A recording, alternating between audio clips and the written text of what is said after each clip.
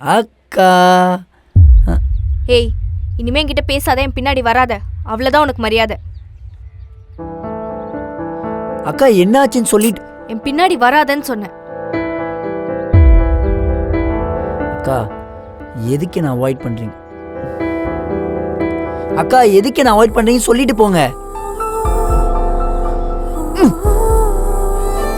அக்கா அக்கா அக்கா. ஏய், என் பின்னாடி வராத.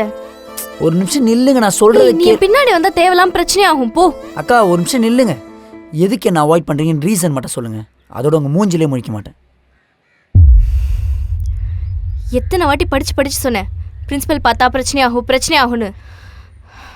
நீ பண்ண பைத்தியக்காரத்தனத்தை பிரின்சிபல் சிசிடிவில பார்த்துட்டாரு. இனிமே உன்னையும் என்னையும் காலேஜ் கேம்பஸ்குள்ள பார்த்தாரு, அப்புறம் என் வேலை போயிடும்.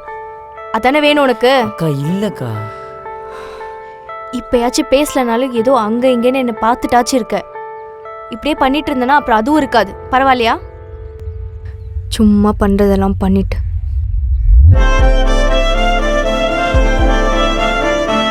மச்சான் செம்ம ஜாலியாக இருக்க போல.